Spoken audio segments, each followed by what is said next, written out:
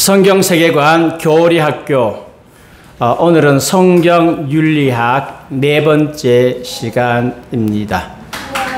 더 많이 하고 싶지만 오늘로서 일단은 기독교 윤리학은 마감을 하려고 합니다. 오늘은 특별한 윤리를 이슈를 좀 다루려고 합니다. 구약 성경의 윤리, 신약의 성도들이 지켜야 하는가? 구약 성경의 윤리를 적용할 때에 오는 논란이 있습니다. 뭐냐 하면 예수님과 사도들이 하나님을 사랑하라, 이웃을 사랑하라는 구약의 계명을 인정을 하셨습니다. 너는 마음을 다하고 뜻을 다하고 힘을 다하여 내 하나님 여호와를 사랑하라. 또 레위기 말씀 보면 내 이웃 사랑하기를 내 자신과 같이 하라고 명령하셨는데 예수님께서 이렇게 말씀하셨어요. 예수께서 이르시되 내 마음을 다하고 목숨을 다하고 뜻을 다하여 주 너의 하나님을 사랑하라 하셨으니 이것이 크고 첫째 되는 계명이요. 그래서 구약에서 이 말씀을 그대로 인용하시고 예수님이 인정을 하셨습니다. 신약의 성도들도 지켜야 될 것을 말씀하셨습니다. 둘째도 그와 같으니 내 이웃을 내 자신같이 사랑하라 하셨으니 이 두 계명이 온 율법과 선지자의 강령이니라. 그렇게 말씀하셔서 구약 성경 가운데서 하나님 사랑, 이웃 사랑에 대한 부분은 예수님께서 인정을 하셨다는 것입니다. 뿐만 아니고 십계명도 인정하시는 모습을 볼 수 있습니다. 예수께서 이르시되 어찌하여 선한 일을 내게 묻느냐. 선한 이는 오직 한 분이시니라. 내가 생명에 들어가려면 계명들을 지키라. 이르시되 어느 계명이오니까.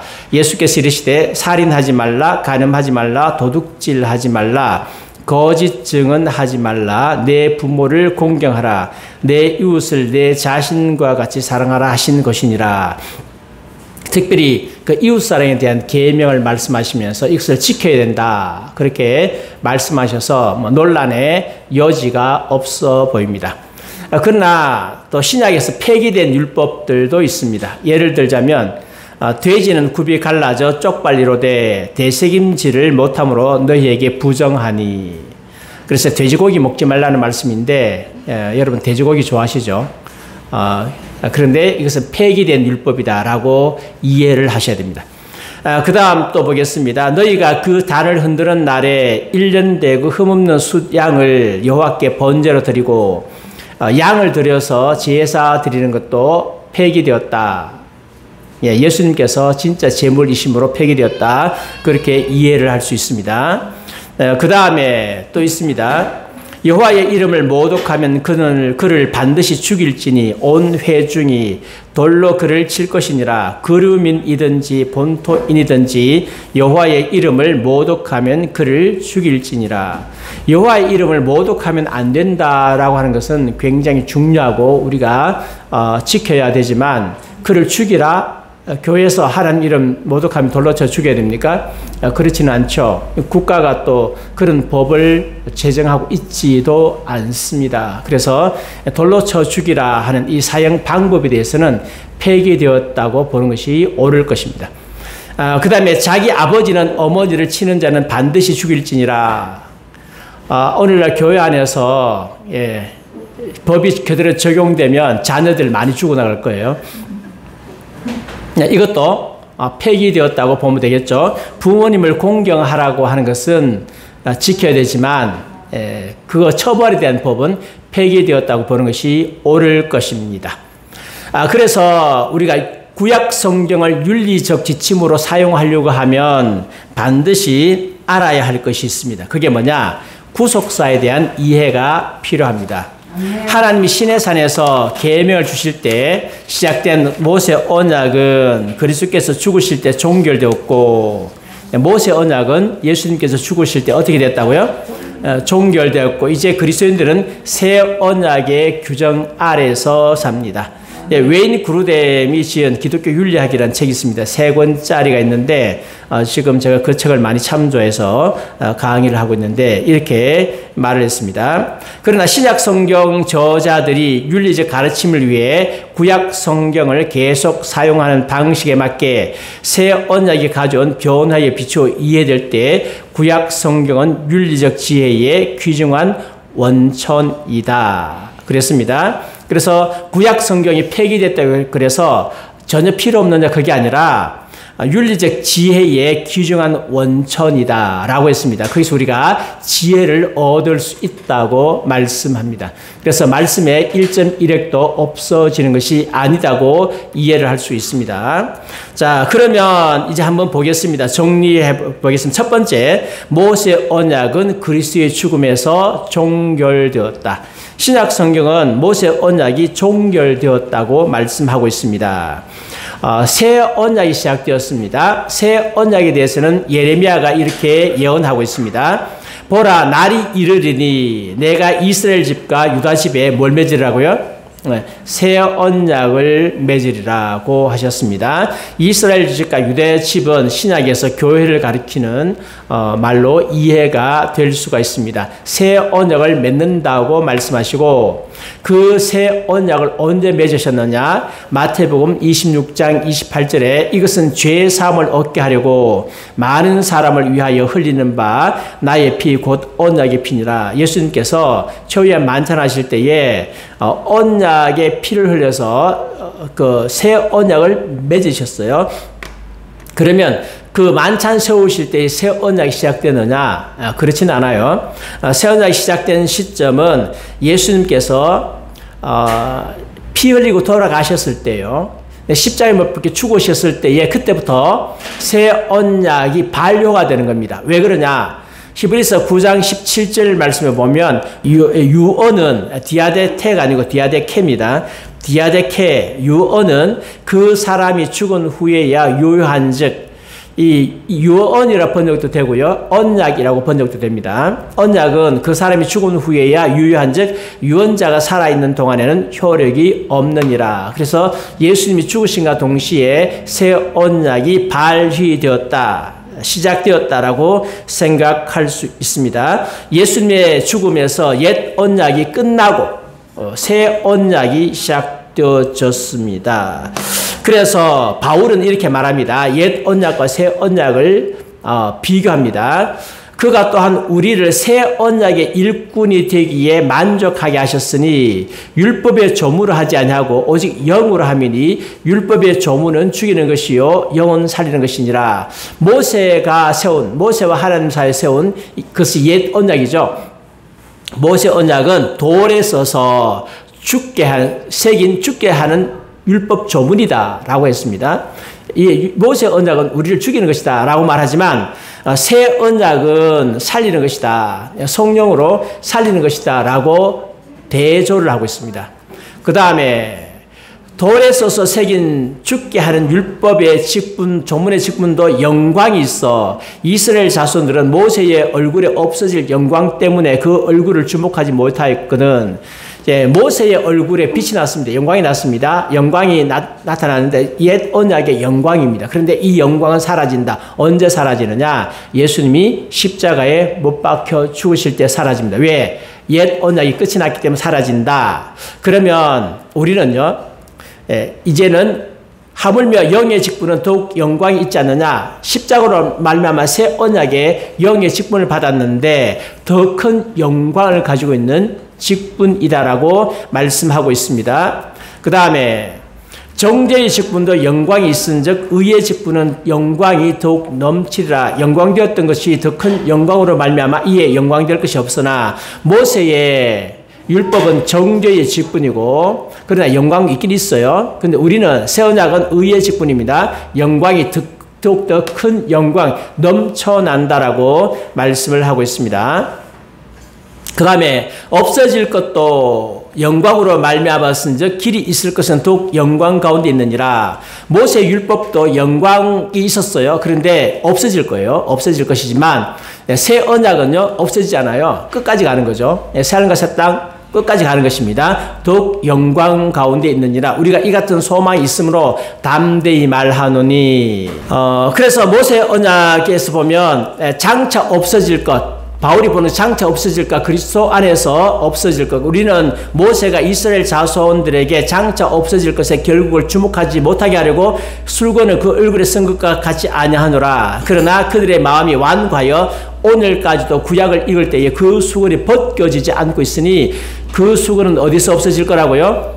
예수 그리스도 안에서 없어질 겁니다. 그래서 구약 성경을 볼 때에 예수 그리스도 안에서 구약 성경을 봐야 되는데 만약에 그리스도 안에서 보지 못하면 옛 수건을 쓰고 보기 때문에 그는 율법주의자고 옛 언약 아래 살아가는 사람입니다. 그래서 오늘 그리스도인들 가운데서 예수를 믿는다고 하면서 옛 언약 가운데 살아가는 사람들이 굉장히 많습니다. 그런 사람들의 특징이 뭐냐? 기쁨이 없어요. 율법적으로 생활해 가고 있습니다. 그것은 새 언약과 옛 언약 사이의 차이점을 이해하지 못했기 때문에 그렇습니다. 그래서 굉장히 오늘 강의는 굉장히 중요한 강의예요. 여러분들이 교회에서 뜨문뜨문 이렇게 부분적으로 들었지만 전체적으로 일목요연하게 정리 있게 들은 것은 정리되게 들은 것은 아마 드물 거예요. 그런데 오늘 한 1시간 반 정도 강의를 통해서 이렇게 쫙 정리하고 나면 이제 구약과 신약과의 관계가 아주 명쾌하게 되어질.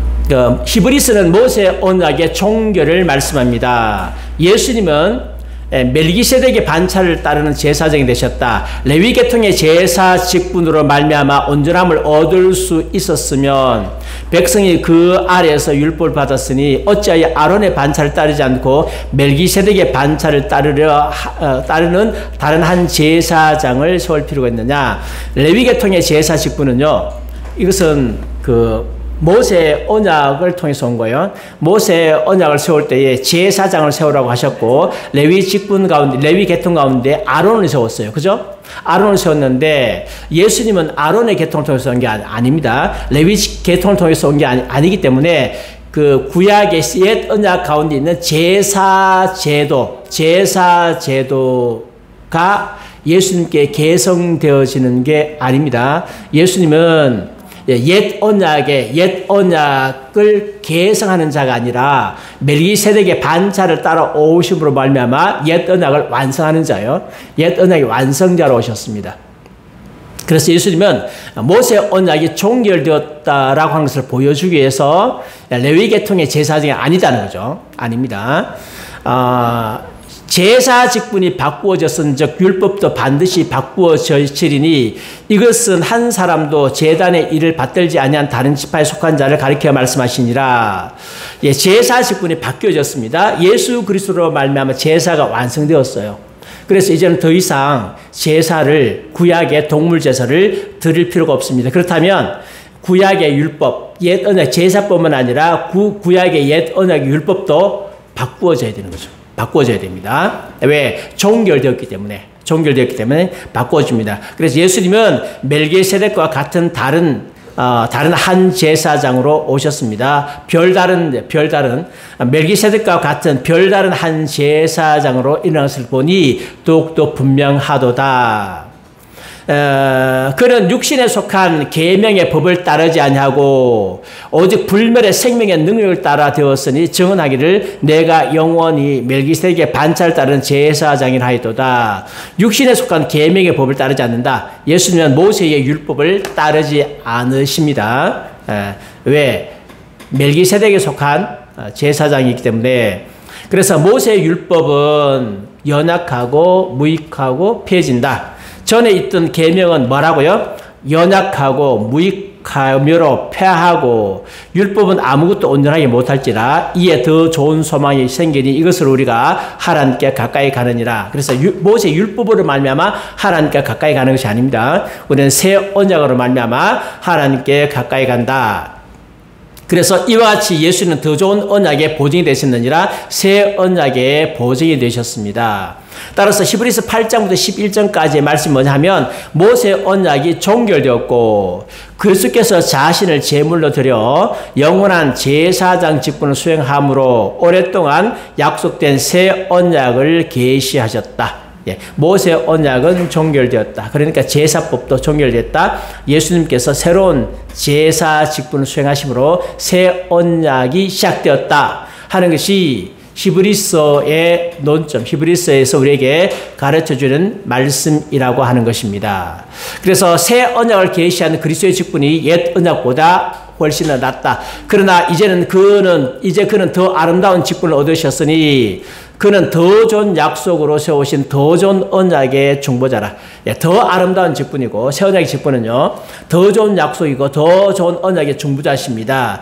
첫 언약이 무험하였더라면 둘째 것을 요구할 것이 없었으려니와 그들의 잘못을 지적하여 말씀하시되 주께서 이르시되 보라 볼지어다 날이 이르리니 내가 이스라엘 집과 유다 집과 더불어 뭘 세운다고요? 새 언약을 맺으리라. 그래서 우리가 구약의 예배, 이사야서 1장을 보면 너희는 더 이상 가증한 재물을 내게 가져오지 말라. 나는 그 가증한 재물에 구토할 정도로 싫다라고 주님께서 하셨고 기도도 가증하다고 주님께서 말씀하셨는데 우리는 잘못 오해하기를 뭐라고 오해하는가 하면 저들이 형식적인 예배를 드렸기 때문에 마음을 다하고 뜻을 다하고 힘을 다하여 예배하지 않았기 때문에 그래서 하나님께서 가지고 오지 말라고 하셨다라고 생각할 수 있는 거죠. 할 수 있는데 히브리서의 말씀을 보면 물론 그들이 형식적인 예배 드린 것은 사실이에요. 그것 때문에 가져오지 말라고 하는 것도 있지만 구속사적으로 보면 그 예물 자체가 어떤 예물? 불완전한 예물인 거죠. 불완전한 예물, 온전한 예물이 아닌 거죠. 그래서 온전한 예물이 아니기 때문에 구약에서 아무리 그들이 제물을 가져와서 정성껏 예배 드린다 할지라도 그것을 주님께서 받으실 수가 없는 거예요. 왜? 온전한 예물이 아니거든요. 동물 제사가 온전한 게 아니에요. 그러니까 누가 온전하냐? 예수 그리스도의 제사가 온전한 거죠. 예수님이 우리를 위해서 십자가에 죽으심으로 말미암아 자신을 제물로 드렸을 때에 온전한 제사가 되고 주님께서는 그 제사를 받으시는 거예요. 그래서 우리의 죄가 용서되고 우리가 하나님께 받아들여지는 것입니다. 그럼 구약시대의 제사는 그냥 아무 쓸모가 없느냐? 그게 아니고 앞으로 오실 예수 그리스도를 바라보면서 그분의 십자가 피를 바라보고 드리는 예배, 그 예배를 주님께서 받으시죠. 그 예배를 받으시는 그럼 평신도들이 알았느냐? 평신도들을 알았느냐? 평신도를 알고 안 알고는 그렇게 중요한 게 아니에요. 그러나 적어도 그 구약의 선지자들은 생각보다 예수 그리스도께서 오셔서 하실 일에 대해서 잘 알고 있었다. 속속들이 알지는 못했어요.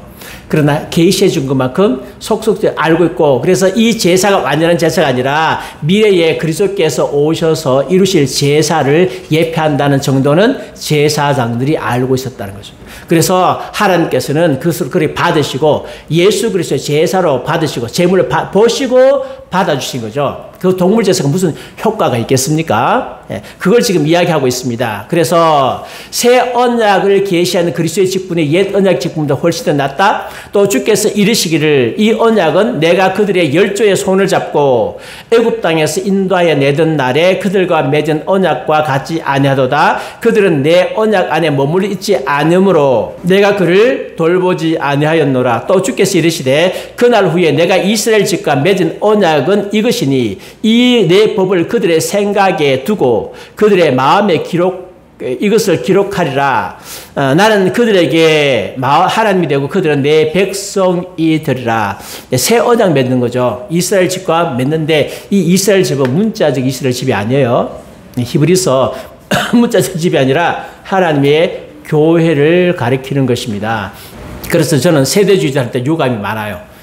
세대주의자들은 복음을 잘못 해석해가지고 오늘날 그리스도인들을 구약으로 이끌고 가는 아주 큰 잘못을 저지르고 있고 또 쓸데없는 짓을 너무 많이 해. 그리스도인들의 에너지를 너무 많이 낭비하는 거예요. 너무 이스라엘에 초점 맞춰가지고 하다 보니까 우리가 예수 그리스도에 초점 맞춰야 되는데 이스라엘 성전에 초점 맞추고 미래의 제사에 초점 맞추다 보니까 예수님께 돌아갈 영광을 구약으로 갖다 바치는 그런 경향이 많습니다. 그래서 성경 연구를 아까 모세가 그들의 눈이 벗기지 않잖아요.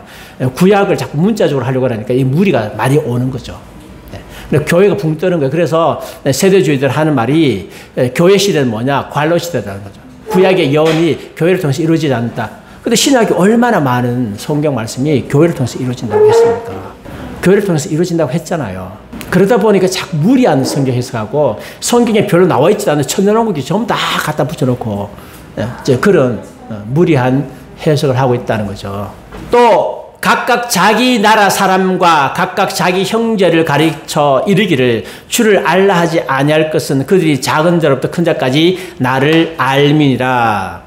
내가 그들의 불의를 긍휼히 여기고 그들의 죄를 다시 기억하지 아니하리라 하셨느니라. 새 언약이라 말씀하셨으며 첫 것은 낡아지게 하시는 것이니 낡아지고 쇠하는 것은 없어져 가는 것이니라. 모세 언약이 없어지고 새 언약이 왔습니다. 그래서 새 언약의 사도이신 주님의 피로 말미암아 우리가 믿고 구원을 받았습니다.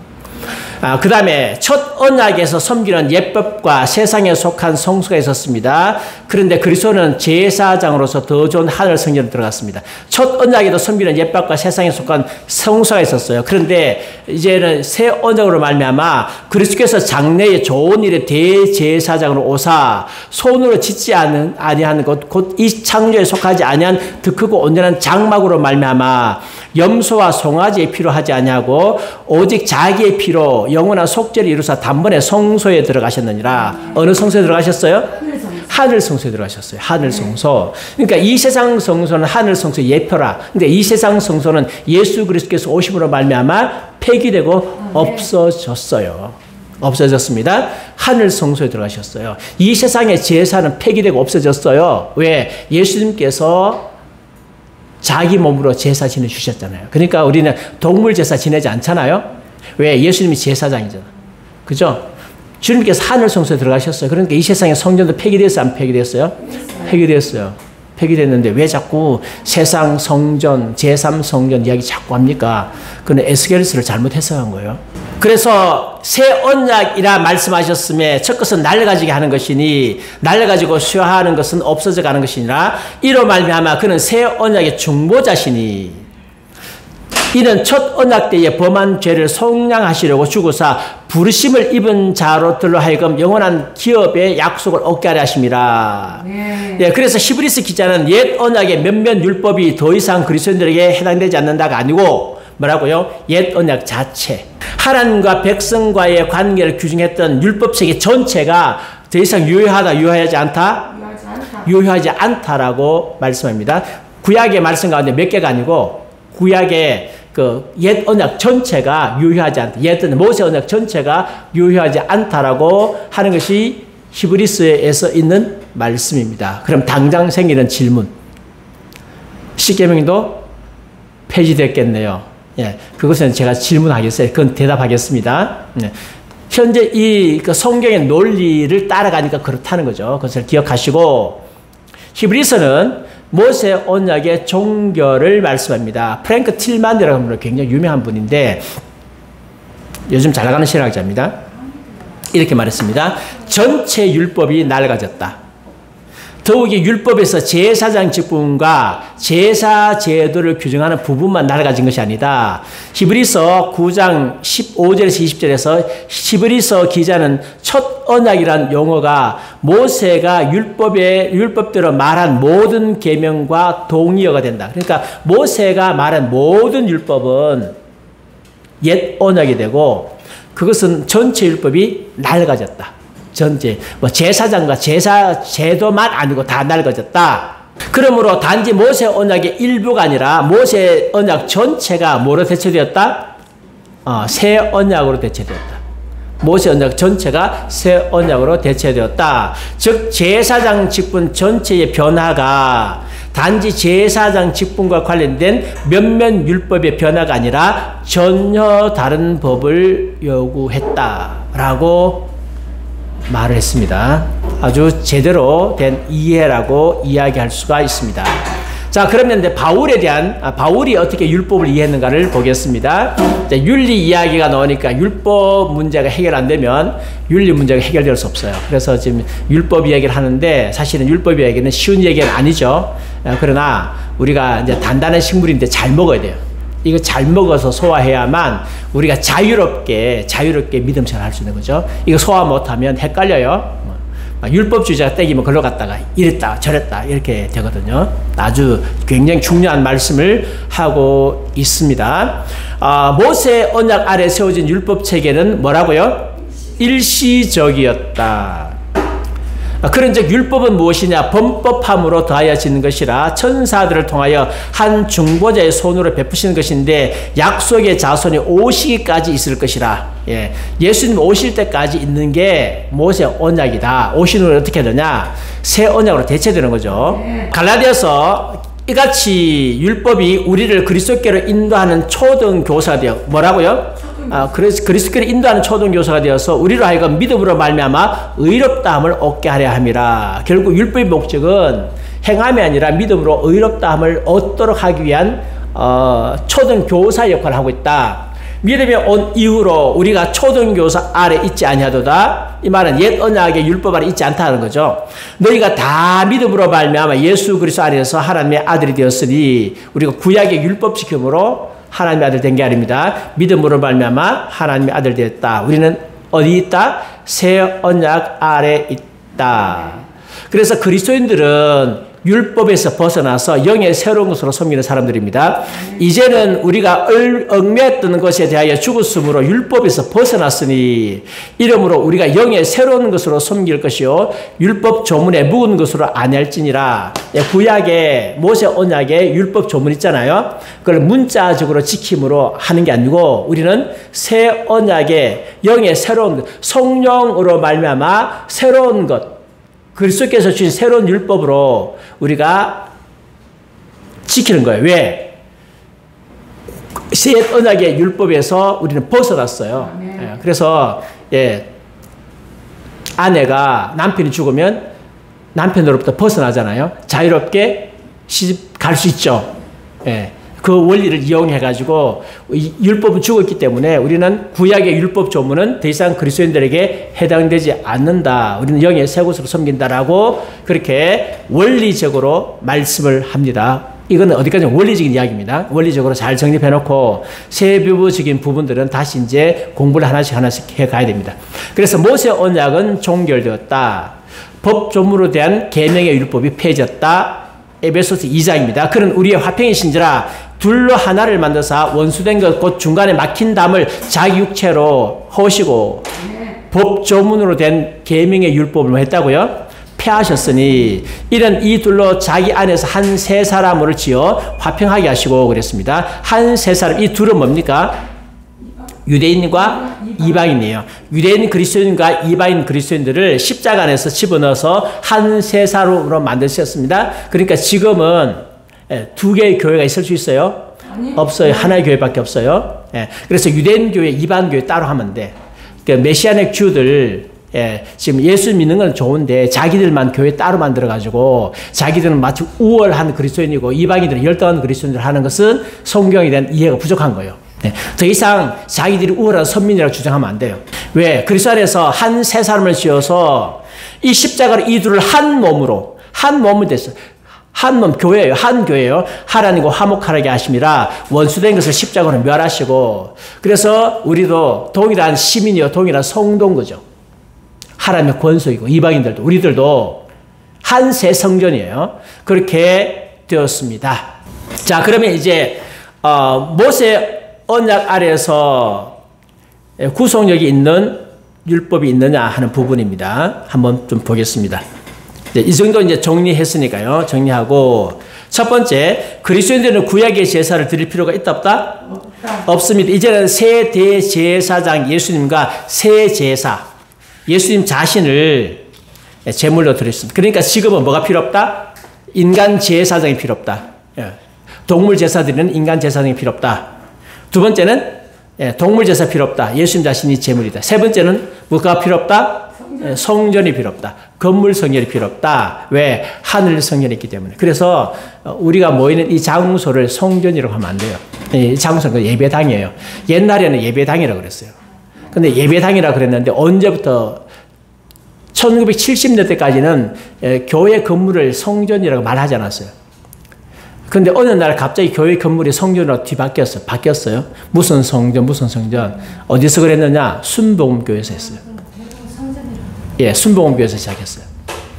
네, 그러다 보니까 내가 성전인데, 모임이 성전인데 건물 성전 개념으로 들어가다 보니까 이제는 성전을 잘 지어야 된다 해가지고 성전 건축 붐이 일어나. 성전 잘 지으면 하나님께서 영광 받으시나요? 유럽 교회 보십시오. 얼마나 잘 짓는지 몰라. 우리 한국에서 성전 잘 짓는다 그러는데 유럽 가보면 아무것도 아니에요. 아직도 짓고 있어요. 물론 개신교는 없어요.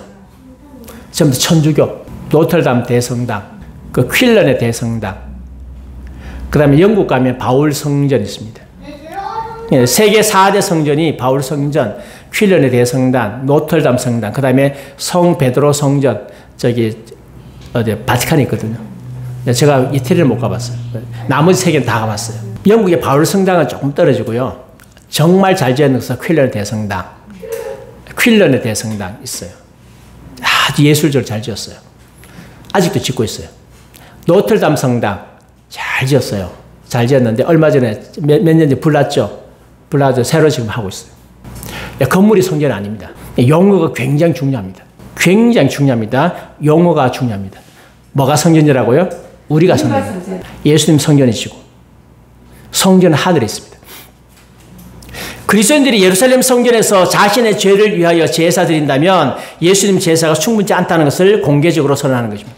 근데 예수님 죽으셨음에도 불구하고 완전한 제물 되셨음에도 불구하고 나중에 성전 지어가지고 제3성전 만들어가지고 그래서 제사 지내겠다? 그러면 예수님 제사가 불안하다는 거죠. 말이 안 되죠. 그러면 저한테 이렇게 말합니다. 아니 목사님 에스겔서가 있지 않습니까? 에스겔서. 그래서 제가 에스겔서를 이렇게 좀 적어놨습니다. 에스겔 성전은 문자적인가? 에스겔 제사 제도도 문자적으로 이루어져야 되는가? 그가 내게 이르되 인자여 주 여호와께서 이같이 말씀하셨느니라. 앞부분에 지금 성전 다 건축했어요. 환상 가운데. 이 제단을 만드는 날에 새 성전입니다. 그 위에 뭘 드리고? 번제를 드리고 피를 뿌리는 규례는 이러하니라. 이같이 7일 동안 제단을 위하여 뭘 드리라고요? 속죄제를 드릴 것이요. 정결하게 하며 드릴 것이요. 그 다음에 모든 날이 찬 후에 제8일과 그 다음에는 제사장이 또 뭐가 있어요? 제사장이 있죠. 제단 위에 너희의 번제와 감사제를 드릴 것이라. 예, 감사제는 소제도 감사제고요. 화목제도 감사제입니다. 네. 여기는 아마 번제와 감사제, 소제인지 화목제인지는 조금 더 주석적으로 좀 더 봐야 되겠는데 성경에 보면 화목제도 감사제로 나와 있습니다. 자, 드릴 것이라. 그리하면 내가 너희를 즐겁게 받으리라. 주 여호와의 말씀이니라. 그래서 제3성전에 무슨 제사 지낸다고요? 동물 갖다 놓고 지낸다고? 말이 돼요? 안 되잖아요. 근데 진짜 무식한 목사들은 진짜 동물 제사 지낸단 말이에요. 할 말이 없어. 세대주의자들 그렇게 이야기하지 않습니다. 이게 그들에게 난제라. 그들도 예수님 믿거든요. 예수님 속죄 믿거든. 안 믿는 게 아니에요. 안 믿으면 이단이라 그러겠는데 믿거든. 믿어요. 근데 뭐라고 하느냐. 성전 지어놓고 감사제, 기름제사 지낸다는 그런 거예요. 그거는 속죄제가 아니고 예수님 이미 됐으니까 감사제, 기념제사 지낸다. 그렇게 말해요. 근데 에스겔서 뭐라고 이야기합니까? 감사제 있긴 있어. 근데 여기 뭐가 있다고요? 속죄제, 번제. 지금 본문제가 하나만 뽑아왔어요. 몇 개 본문 더 있어요. 성경 말씀은 기념제사가 아니에요. 속죄제 드리고 번제 드려요. 그러면 이 말씀을 문자적으로 해석해야 됩니까? 아니면 영적으로 해석해야 됩니까? 이제는 해석 나왔잖아요. 신약시대에 더 이상 문자적으로 조문에 속한 계명을 폐지하셨잖아요. 그럼 에스겔서의 성전은 문자 그대로 해석하면 안 돼요. 예수 그리스도께서 오셔서 이루실 성전, 그 다음에 교회 성전, 장차 나가서 새하늘과 새 땅 성전, 그 성전을 보여주는 거예요. 뭐로? 구약의 언어로. 구약의 언어를 보여주는 거라고. 그들이 이해할 수 있도록. 그래서 예루살렘 성전, 예루살렘 그들은 지금 이해가 안 되잖아요. 예루살렘 성전밖에 이해가 안 되잖아요. 그러니까 예루살렘 성전의 그림을 가지고 구약의 새 성전을 이야기하는 거예요. 왜? 신약 시대 때 예수님 오셔서 이루어질 성전, 교회 성전 암만 설명도 이해가 안 되니까. 그래서 구약의 언어를 가지고서 설명하는 건데 문자로 받아들이면 진짜 예루살렘에 지어야 되잖아요. 근데 신약에는 이미 지상의 예루살렘이 아니라 하늘의 예루살렘 이야기하지 않습니까? 그게 복음이라고. 새 예루살렘 이야기하죠. 근데 이런 부분들에 대한 해석을 잘못해가지고 수많은 그리스도인들이 인력 낭비하고 있는 거예요. 그래서 자꾸 짓는다 그러잖아요. 하나님의 교회가 강해지면 적대 세력은 약해지게 돼 있어요. 건물 짓는다고 이슬람 이긴다고요? 그런 게 어디 있어요? 사사기 보십시오. 왜 대적들이 강해집니까? 이스라엘 백성들이 범죄하니까 대적들이 강해지는 거예요. 이스라엘 백성들이 회개하니까 대적들이 어떻게 해요? 약해지는 거예요. 뭐 이슬람 세력들, 뭐 공산주의 세력들 지금 막 우리나라 교회 다 덮치려고 하는데 그 왜 그러냐? 교회가 약한 거예요, 영적으로. 교회가 약하니까 덮으려고 그래. 그럼 교회가 회개하고 하나님께 돌아오면 그런 세력들이 다 약해지는 거예요. 뭐 이스라엘의 성전 짓는데 헌금하라 하시지 마세요. 그런데 새 언약에는 물리적 제사의 영적 대체물이 있습니다. 그러면 제사가 뭐냐? 구약이 제사인데요. 예수 그리스도 제사죠. 근데 우리 영적 제사물이 있어요. 대체물이 있는데 찬송의 제사. 그래서 우리는 이제 제사를 드릴 때 하나님께 예배 드릴 때 찬송을 열심히 부르죠. 그러므로 우리는 예수로 말미암아 항상 뭐를 드리자고요? 찬송의 제사를 하나님께 드리자. 이런 그 이름을 증언하는 입술의 열매니라. 여러분 찬송 많이 부르세요. 예수 그리스도의 이름을 증언하는 입술의 열매라 그랬습니다. 근데 그리스도인들이 집사님 지금 뭐 시아버지 오늘 돌아가실지 뭐 더 계실지 잘 모르겠지만 제가 아까 전화가 와서 이야기했어요. 가족들이 모여서 찬송 부르시라고. 사탄이 얼마나 방해하는지 몰라요. 와가지고 그 영혼 끌어가려고 그러는데 가족들이 와서 찬송 불러요. 찬송을 안 좋아한다. 그럼 찬송 틀어놔야 돼요. 적어도 운명할 때쯤 되면 가족들이 와서 찬송을 불러야 돼요. 아예 사탄이 접근하지 못하도록 그렇게 여러분도 찬송하셔야 돼요.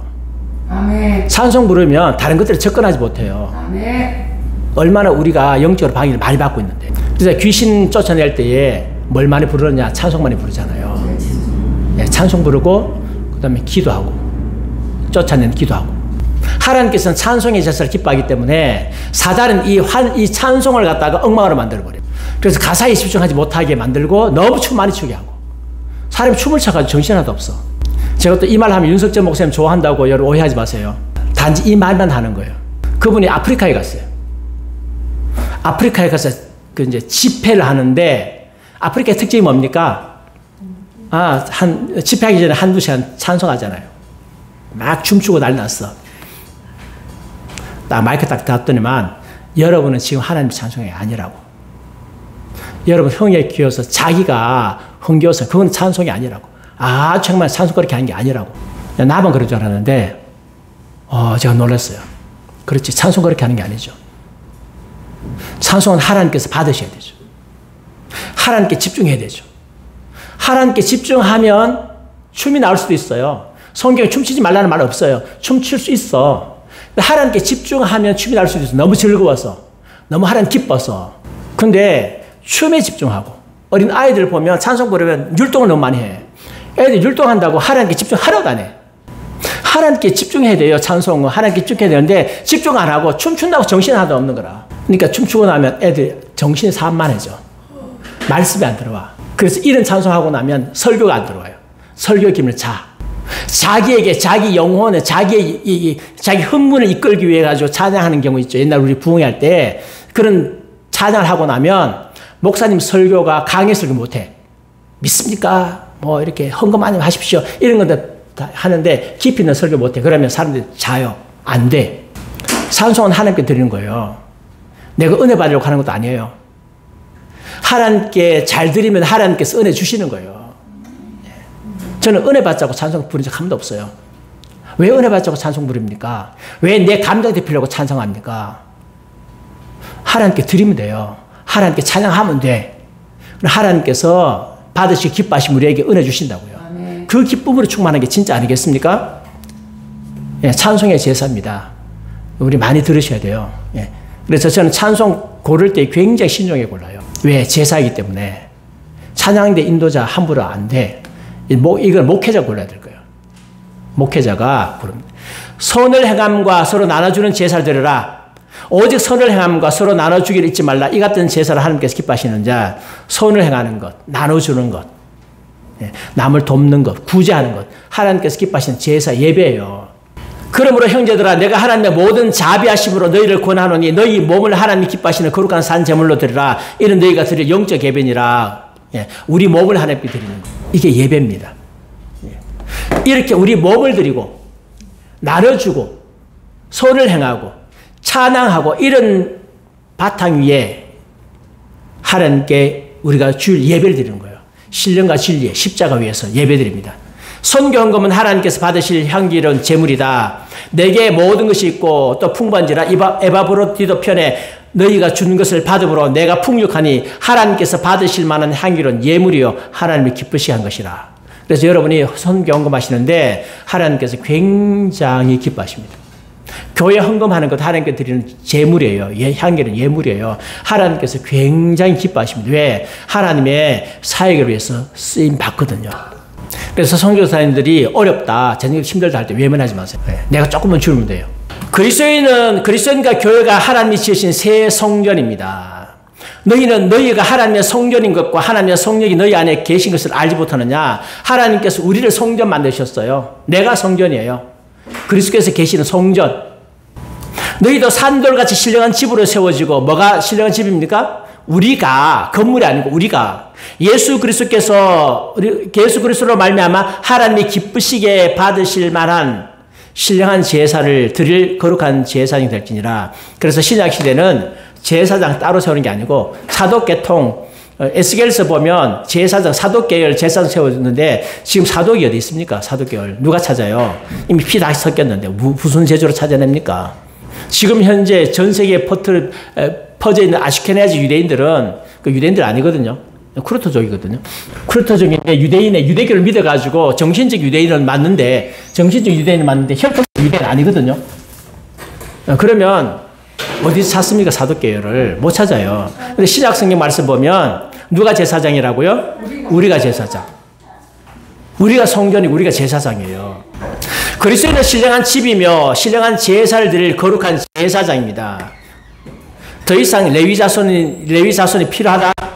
제사장이 필요 없어요. 그러나 너희는 택하신 족속이요 왕같은 제사장들이 우리가 왕이면 제사장이고 거룩한 나라요 그의 소유가 된 백성이니 이는 너희를 어두운 데서 불러내어 그의 귀한 빛에 들어가게 하신 이 아름다운 덕을 선포하게 하려 함이라. 예, 예수 그리스도의 성품 하나님의 성품을 우리에게 복음 주신 그 성품을 드러내도록 하기 위해서 우리를 제사장으로 세우셨어요. 두 번째, 그리스도인들은 할례를 받을 필요가 없다.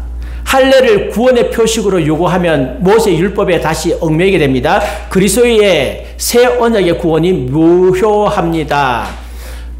보라 나 바울은 너희에게 말하노니 갈라디아서 5장 2절의 4절입니다. 보라 나 바울은 너희에게 말하노니 너희가 만일 할례를 받으면 그리스도께서 너희에게 아무 유익이 없으리라. 우리가 뭘 받으면요? 우리가 다시 할례 받으면 예수님께서 유익 없어요. 예수님이 왜 죽으셨는데요? 죽으셔야 될 이유가 없어요. 우리 다시 할례 받으면 내가 할례를 받는 각 사람에게 다시 증언하노니 그는 율법 전체를 행할 의무를 가진 자라. 율법 안에서 의롭다함을 얻으려 하는 너희는 그리스도에서 끊어지고 은혜에서 떨어진 자로다. 그래서 아이고 할례 받아야 되겠네요. 복음도 필요하지만 할례도 필요합니다. 구약도 존중해야죠. 할례 받겠습니다라고 하면 이 사람 율법 다 지켜야 돼. 모세 율법 다 지켜야 돼. 613가지. 제사도 지내야 되고 부모님께 불효하면 돌에 맞아 죽어야 되고 율법 안에서 의롭다함을 얻으려 하는 거예요. 그러면 예수님께서 끊어지고 은혜에서 떨어진다고 했습니다. 그러니까 그리스도인들이 율법에 할례를 받을 필요가 있다 없다? 없습니다. 없어요. 건강 때문에 받겠다. 위생 때문에 받겠다. 그거는 하십시오. 그거야 위생 문제니까 할 수도 있지만 신학적으로 율법을 할례를 받을 이유는 없어요. 바울은 할례를 받을 필요가 없다고 전파하기 시작했을 때 심한 박해를 받았습니다. 형제들아 내가 지금까지 할례를 전한다면 어찌 지금까지 박해를 받으리요. 그리하였으면 십자가의 걸림돌이 제거되었으리니. 유대인들에게 박해를 왜 받았습니까? 할례를 받을 필요가 없다고 했기 때문에 박해받았죠. 예루살렘 교회는 할례 받을 필요가 없다고 결의를 했습니다. 새 언약에는 할례의 대응물이 있습니다. 그러면 구약의 할례는 어떻게 대응되느냐? 예수 그리스도의 할례입니다. 너희가 그 안에서 손으로 하지 아니한 할례를 받았으니 곧 육의 몸을 벗는 것이고 그리스도의 할례입니다. 그래서 손으로 하지 않는 할례예요. 너희가 세례로 그리스도와 함께 장사되고 죽은 자들 가운데서 그를 일으키신 하나님의 역사를 믿음으로 말미암아 그 안에서 함께 일으키심을 받았느니라. 그래서 세례 받음으로 예수 그리스도와 함께 죽고 부활한 것이 우리에게 뭐라고요? 할례다. 나 옛사람이 죽고 새사람이로 부활하는 것이 할례라고 했습니다. 할례는 마음의 변화, 또 우리 마음이 성령에 반응하는 것입니다. 오직 이면적 유대인이 유대인이며 할례는 마음에 할지니 어디 하라고요? 마음에 해라. 영에 있고 율법 조문에 있지 않다 그랬습니다. 예, 율법적으로 피부에 하는 게 아니다는 거죠. 영에 있다. 성령님에게 있다. 그래서 성령의 인도를 받는 것, 성령의 지배를 받는 것, 마음이 바뀌어서 이것이 할례다. 그게 할례 받은 사람이다. 세 번째, 그리스도인은 뭘 따를 필요 없다? 구약의 음식법을 따를 필요가 없다. 예수님께서 말씀하셨습니다. 모든 음식은 깨끗하다.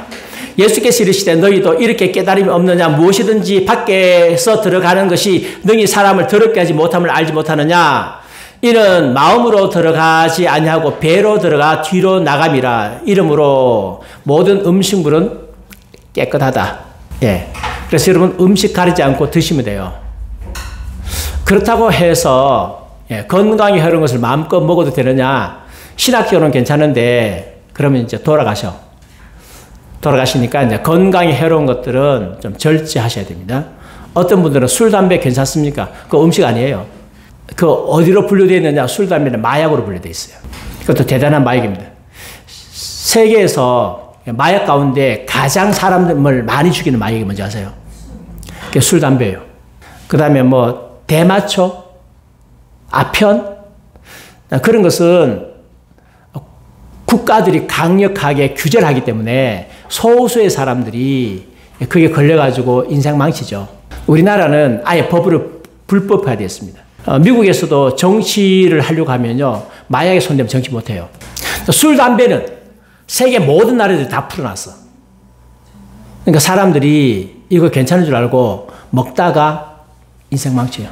담배 피우다가 폐암으로 죽는 사람이 한두 사람입니까? 술 먹다가 간암으로 죽는 사람이 한두 사람입니까? 엄청나게 많은 사람이 술 먹다가 죽어요.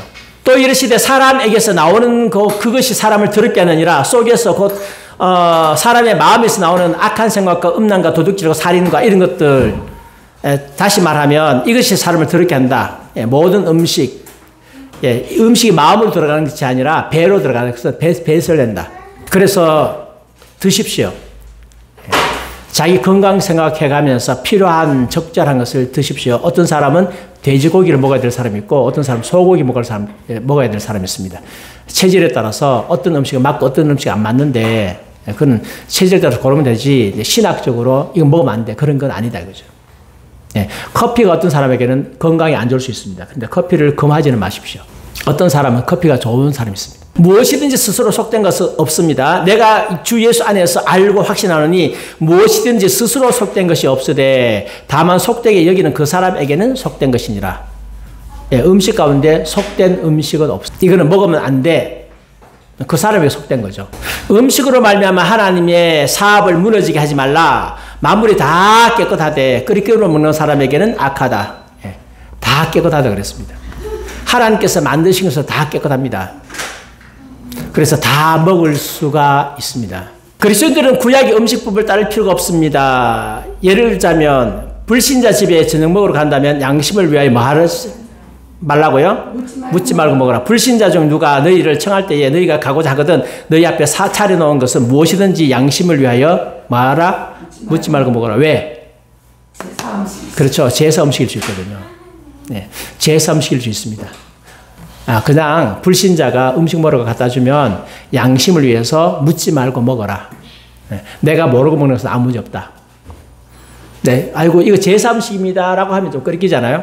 그럴 때는 여러분이 좀 하시지만 묻지 말고 그냥 먹어라.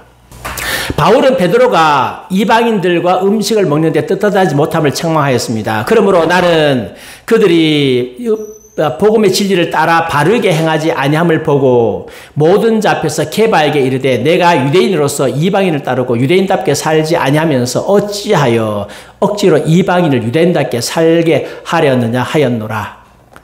게바가 베드로가 이방인들하고 지금 식사를 하고 있어요.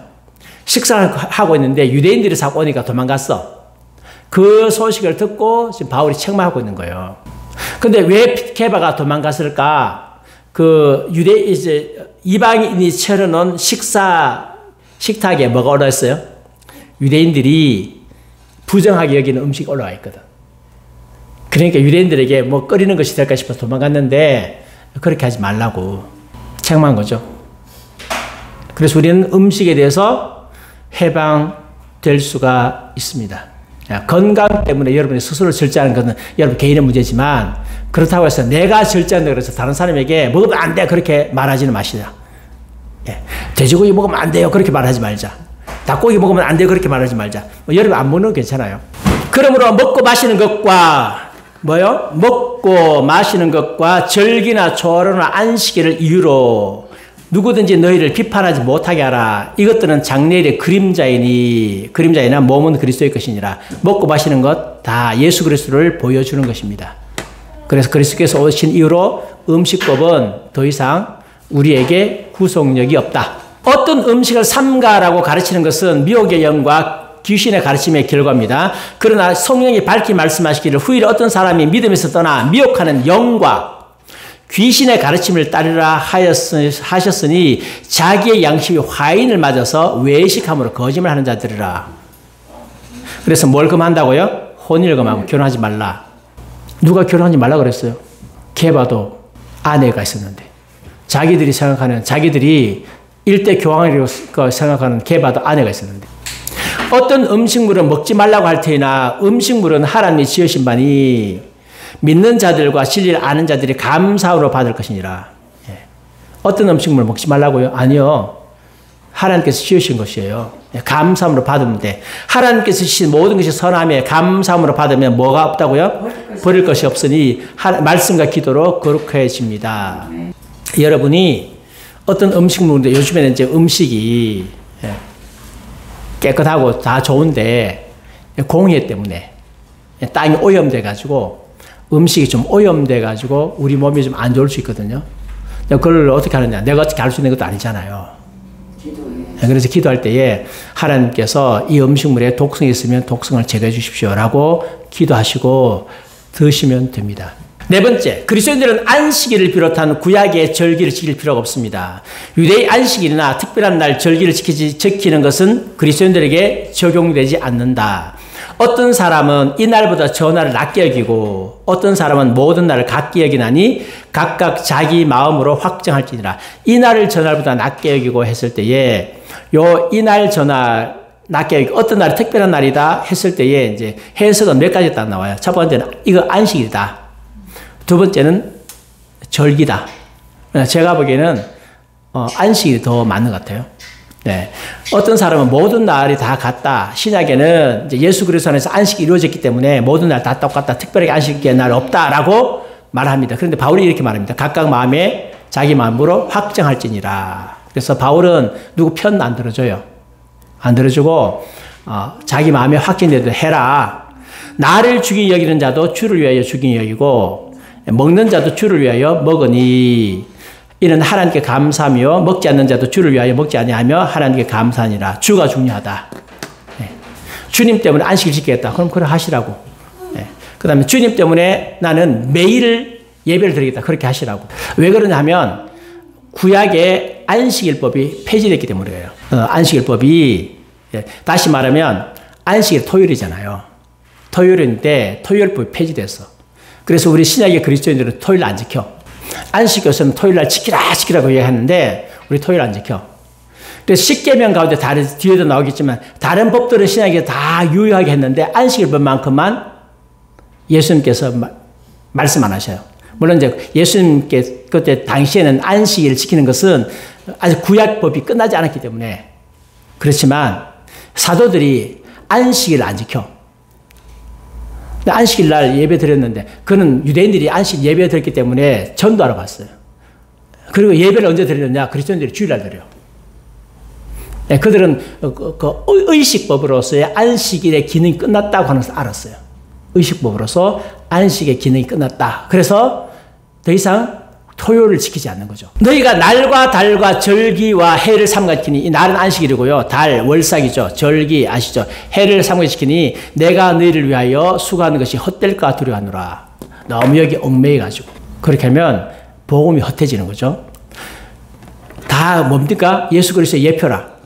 예수께서 오셨기 때문에 더 이상 장래일의 그림자를 지킬 필요가 없다. 그림자거든요. 시체가 왔기 때문에 지킬 필요가 없다. 그러므로 먹고 마시는 것과 절기나 초하루나 안식일을 이유로 하여 누구든지 너희를 비판하지 못하게 하려 함이라. 하라. 이것들은 장래일의 그림자이나 몸은 그리스도의 것이니라.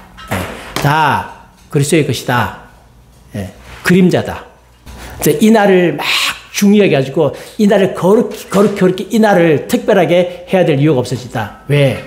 이제는 안식이 한 날이 아니라 예수 그리스도가 안식이고 그리스도 안에서 누리는 안식이 안식의 참뜻이기 때문에. 그래서 구약의 안식일의 쉼은 그리스도 안에 있는 구원과 함께 올 영적 쉼을 예표합니다. 그런즉 안식할 때가 있도다. 하나님의 백성에게 남아 있도다. 이미 그의 안식에 들어간 자는 하나님이 자기 일을 쉬신 것 같이 그도 자기 일을 쉬느니라. 우리도 저 안식에 들어가기를 힘쓸지니 누구든지 저 순종하지 아니하는 본을에 빠지지 않게 하려 함이라. 진짜 안식일은 죽어서 천국 가는 거죠. 안식일입니다. 그 안식일의 완성이다 라고 했습니다. 예수 그리스도 안에서 우리 안식을 생각하면서 이 땅에서 예배하고 안식 누리는 건 좋은데 어떤 특정한 날이다. 그건 아니다는 거죠. 그래서 우리가 주일을 지키는 것, 주일을 지키는 것은 구약의 안식을 지키는 것과 달라요. 네. 어떤 규정에 의해서 율법에 의해서 안식을 안 지키면 돌에 맞아 죽는다 그런 게 아니에요. 우리가 기쁨으로 즐거움으로 하나님을 자발적으로 예배해요. 모여서 하나님께 예배하는 것이 구약처럼 규정을 안 지키면 죽는다, 그럼 억지로 지킨다 그런 거 아닙니다. 다섯 번째, 그리스도인들은 이스라엘 시민 정부를 규정하는 구약 성경 율법을 따를 필요가 없다. 모세 언약 시대에 이스라엘 백성은 세상 민족 중에서 지리적 정치적으로 뚜렷이 다른 민족이었습니다. 이런 이유로 하나님은 법정과 재판관들을 위한 규범, 경찰이나 군대의 법 집행을 위한 지침, 법적 형벌 목록을 비롯해서 한민족 시민 정부가 기능한 모든 것을 주셨습니다. 그래서 하나님께서 구약을 나라로 주셨어요. 나라로 주시니까 이게 정치해야 되잖아요. 정치해야 되고 구약의 범법자들도 다뤄야 되고, 그러니까 시민정부의 기능을 할 수 있도록 사법체계가, 형벌체계가 잘 되는 거죠. 죄를 지은 사람은 뭐 할 수밖에 없습니까? 처벌할 수밖에 없죠. 그래서 돌로 쳐 죽이기도 하고, 그런 형벌도 있는 거고, 여러 가지 형벌적인 요소가 있습니다. 오늘날 국가도 마찬가지잖아요. 국가도 살인죄는 사형시키잖아요. 무슨 잘못하면 징역 몇 년 하잖아요. 벌금도 매기고. 국가 체제가 하는 거예요. 왜? 구약의 시민정부, 신정왕국이라고 하는데 이 정부가 국가이기 때문에 그런 법체계가 있을 수밖에 없고, 그런 법체계가 어디 다 있어요? 모세 오경에 있는 거죠. 모세 오경에 있습니다. 근데 모세 오경에 있는 시민정부를 다스리기 위한 모세 오경에 있는 이 법체계가 오늘날 그리스도인들에게 해당되느냐? 안 되죠. 신약시대에는 모든 민족이 그리스도인입니다. 그래서 그리스도인들이 지상 민족 중에 지리적으로 정치적으로 뚜렷이 다른 나라를 세우거나 이를 시도해야 한다는 가르침이 어디에도 없다. 다시 말하면 예수 믿는 사람이 신전 왕국 세워야 된다. 한 나라를 그리스도의 나라로 세워야 된다. 그렇게 가르친 것이 있다 없다? 없어요. 그래서 그런 목표는 잘못입니다. 오히려 성경이 말합니다. 예수 믿는 너희들은 그 나라 시민정부에 말하고요. 복종하라. 시민정부를 뒤엎고 신전왕국 세우려고 말하지 말고, 그렇게 하지 말고 오히려 복종하라고 가르칩니다. 그래서 우리가 신전왕국을 세우기 위해서 나라를 갈아엎어야 된다? 아주 비성경적이에요. 각 사람은 위에 있는 권세들에게 복종하라. 권세는 하나님께서 주셨다. 권세를 거스른 자는 심판을 자치한다. 그렇게 쭉 말씀하고 있습니다. 조세도 바쳐라. 그리고 다스리는 자를 존경하라. 그래서 그리스도인들의 시민정부, 이스라엘 시민정부를 규정하는 구약율법을 따를 필요도 없고, 베드로전서에도 보면요, 모든 제도를 주를 위하여 순종하되 혹 위에 있는 왕이나 혹은 그가 악행하는 자를 징벌하고 선행하는 자를 포장하기 위해 보낸 총독에게 하라. 그게 복종하라고 말씀했습니다. 존경하라고 말씀하시고요. 그래서 로마 정부에 복종하라는 바울의 근거는 율법의 시민법 부분 폐기되었음을 암시하고 있습니다. 그래서 그 구약 성경에서 이스라엘 국가 있잖아요. 다윗의 나라 국가를 다스리기 위한 그 법은 이제 신약 시대에 우리에게는 더 이상 필요하지 않다. 초기 그리스도인들은 교회 지도자를 세울 때에 자신들이 거주하는 지역의 로마 관리들이 아니라 교인들 중에서 선발했습니다. 만약에 신정 왕국 세우는 것이 목표라면 우리가 전도할 때 누구를 전도해야 돼요? 왕에게 전도해야 돼요. 왕에게 전도해서 일방적으로 선포해버려야 돼요. 우리나라는 그리스도의 국가다 하고 그 다음에 성경법 들고 와가지고 안 되면 그냥 부모 거역하면 돌로 쳐 죽이고 뭐 이렇게 해야 돼요. 근데 바울이 전도할 때 그렇게 하지 않았어요. 아주 정치적으로 유력한 사람을 딱 교회 지도자 세워놓으면 그 지역 전체를 복음하는데 신정왕국, 신정도시 세우는데 빠를 텐데 그렇게 하지 않았어요. 교인들 가운데 믿음 좋은 사람 세웠거든요. 그건 뭐냐? 이 세상을 제도적으로 천국 만드는 것이 목표가 아니라는 거죠. 우리는 종종 그런 욕 많이 받죠. 그러므로 바울은 장로 선택을 위한 가르침을 디모데와 디도에게 주며 로마 정부 관리들이 교회에서 어떤 지도자 역할을 맡아야 된다고 말하지 않는다. 성경에는 이 세상 나라가 변해가지고 천국이 된다 그렇게 말하지 않아요. 천국에 이 세상 나라에 임금들이 들어가요. 모세 언약 시대에는 교회와 국가가 분리되지 않았습니다. 그러나 신약 시대는 전혀 다릅니다. 교회와 국가가 분리됩니다. 그래서 슈라이너 유명한 신약 신학자인데 이렇게 말했습니다. 이스라엘 시민법이 현대민족, 국민, 국가들의 규범으로 계속 기능해야 한다는 생각은 근본적인 성경 오독이다. 신자들은 더 이상 율법 아래 있지 않다. 율법은 정치 공동체이자 교회 공동체인 이스라엘에게 주어지는 것이기 때문이다. 오늘 그 어떤 민족 국가도 이스라엘의 자리를 점하지 않는다. 어떤 민족 국가도 자신이 하나님의 선민이라고 주장할 수 없다. 그래서 우리가 종종 우리도 이스라엘과 비슷하다. 우리가 단의 자손이다. 아니면 욕단의 자손이다. 벨렉과 욕단이 있었는데 욕단의 자손이다. 자꾸 하면서 우리가 선민이다. 우리 대한민국 사람들 선민이다. 제2의 이스라엘이다. 자꾸 해서 선민의식을 강화하는데 성경적이지 않습니다. 세계 모든 그리스도인은 다 똑같습니다. 네. 아멘. 하나님은 헌신하는 민족을 쓰십니다. 선민이기 때문에 쓰는 게 아닙니다. 한국이 특별한 족속이기 때문에 특별하게 특별한 족속이라서 쓰는 게 아닙니다. 선민 따지면 우리보다 저 아랍이 더 가깝습니다. 예. 어떤 목사님이 자꾸 우리는 욕단 자손이라고 그래요. 에벨에게서 두 아들 나왔죠. 하나는 벨렉이고 하나는 욕단이잖아요. 욕단인데 욕단 자손이래. 그게 가깝습니까? 이스마엘이 가깝습니까? 이스마엘은 아브라함의 후손이잖아. 아브라함의 아들이잖아. 이스마엘이 훨씬 더 가깝죠. 따지면. 중요한 게 아닙니다. 자꾸 확실하지 않는 고대에서 자꾸 이야기하면서 아주 부풀려가지고 대단한 민족처럼 이렇게 막 하는데 그거 중요한 게 아니고 현재 우리가 하나님께 헌신하는 게 중요한 거죠. 하나님은 헌신하는 족속 사용하세요. 과거에 대해 보면 헌신하는 민족 하나님께서 사용하셨습니다. 근데 복음이 같잖아요. 한때는 하나님께서 영국 사용하셨고, 그 다음 미국 사용하셨잖아요. 미국 사용하셨습니다. 그들이 특별한 선민이라기보다는 하나님께서 자기들을 신대륙에 보내신 이유가 있다. 왜 보내셨을까? 생각을 많이 한 거죠. 여기에서 하나님 잘 믿어가지고 여기서 버티라고. 그래서 그대로 해가지고 하나님께서 소원 이루 주셨잖아요.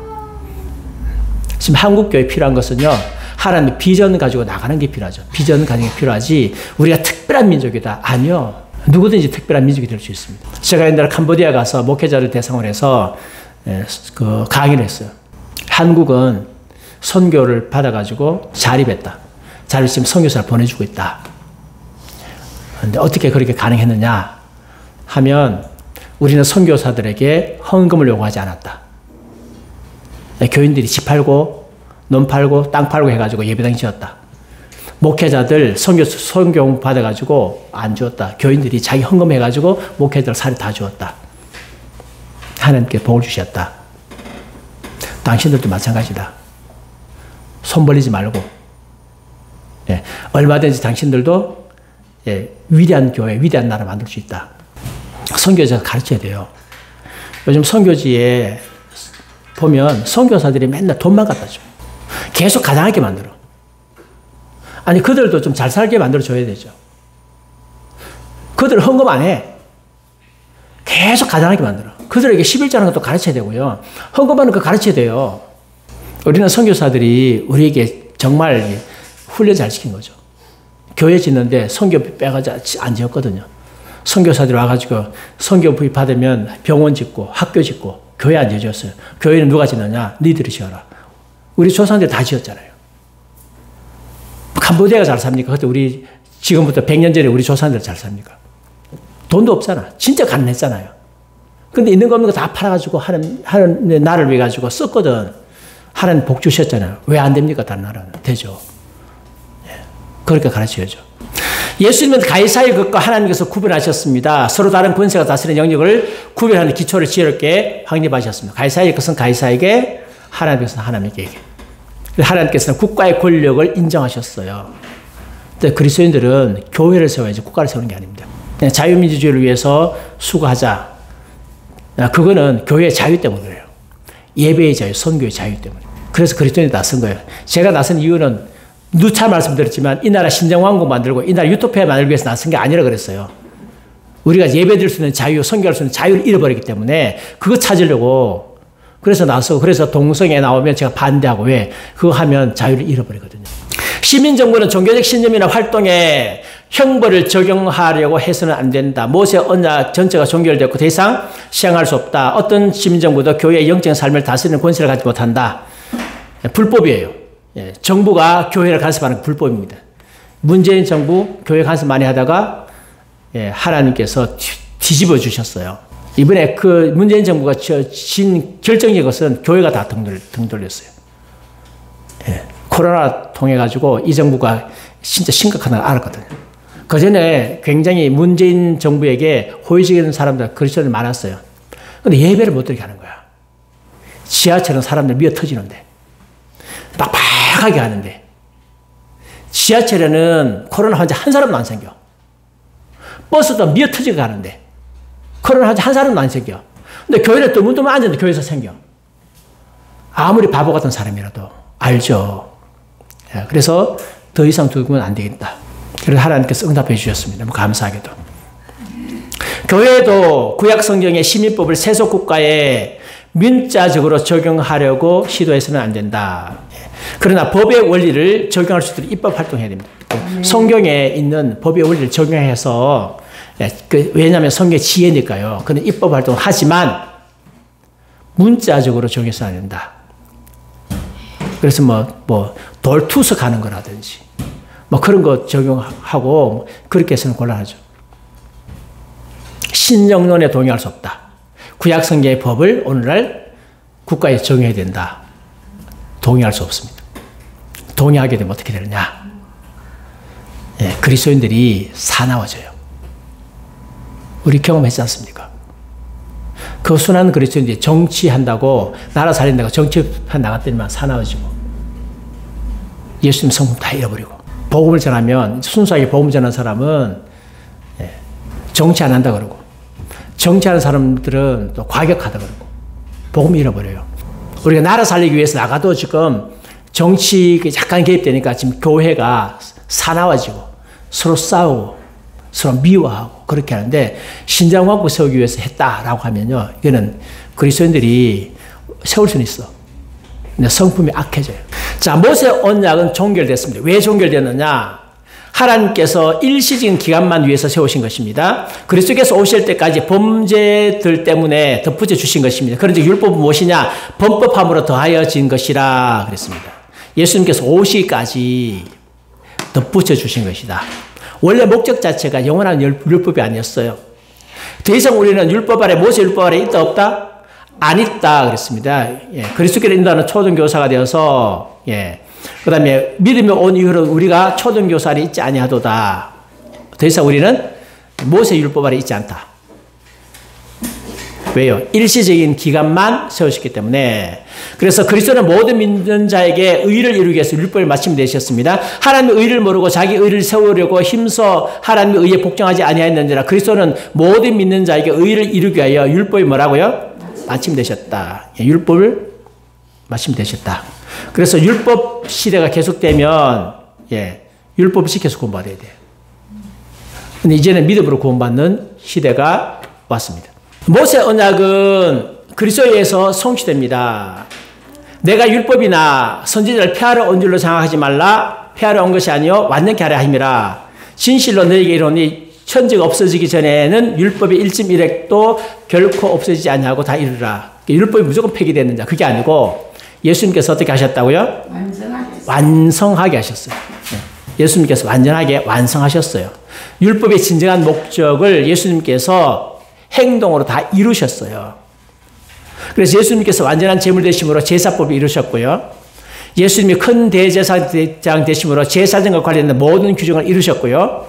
예수님은 새 마음을 주는 그리스도의 할례로서 할례와 관련된 모든 율법을 이루셨고, 예수님은 우리에게 영원한 영적 쉼을 가져두심으로 안식일법을 이루셨고, 예수님은 자신을 위해 이 세상에 속하지 않는 나를 세우심으로 시민정부와 관련된 구약 율법을 다 이루셨기 때문에, 율법이 성취됐기 때문에 이제는 율법의 목적이 이루어진 거예요. 율법의 목적이 이루어졌습니다. 그래서 우리가 율법을 문자적으로 지키지 않습니다. 그러나 영적으로 그 원리는 우리가 지켜야 되죠. 모세 언약은 하나님의 백성이 그리스도께서 오시기 전에 별도의 유대의 국가를 구성했을 때 이들을 다스리기 위해 세워졌을 뿐, 하나님의 백성에게 그들만의 나라가 따로 없고 모든 나라 시민으로서 사는 때를 위하여 세워진 것이 아닙니다. 교회 시대를 위해서 세워진 게 아니다. 우리가 신정왕국 아래 있지 않죠. 우리는 대한민국 아래 있죠. 그래서 대한민국의 법에 지배를 받습니다. 모세율법은 사람들에게 영적 생명이나 그것에 복종할 수 있는 힘을 줄 수 없다. 그래서 율법이 하나님의 약속들과 반대되는 것이냐? 결코 그럴 수 없느니라. 능히 살게 하는 율법을 주셨더라면 의가 율법으로 말미암았겠다 했습니다. 율법은 우리를 살리는 법이 아니에요. 율법은 생명을 줄 수 없습니다. 그래서 주님께서는 율법 시대를 종결시키셨습니다. 이제 이는 그리스도 예수 안에 있는 생명의 생명의 법이 죄와 사망의 법에서 너를 해방했습니다. 율법이 육신으로 말미암아 연약하게 못한다 그랬어요. 율법은 못해요. 하나님은 하십니다. 죄로 말미암아 자기 아들을 죄 있는 육신의 모양을 보내서 육신의 죄를 정하사 육신을 따르지 않고 뭘 따르고요? 영을 따라 행하는 우리에게 율법의 요구가 이루어집니다. 율법의 요구는 영을 따라 행할 때에 성취됩니다. 문자적으로 지킨다고 성취되는 게 아니고.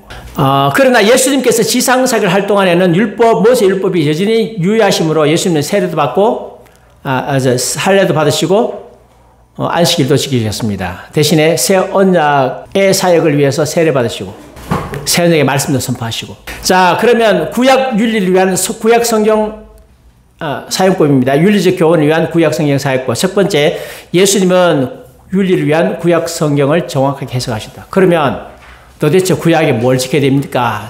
지금 실제적 문제입니다. 십계명을 지키란 말입니까? 말하란 말입니까? 모세율법 다 끝났는데 지켜야 되느냐 말해야 되느냐.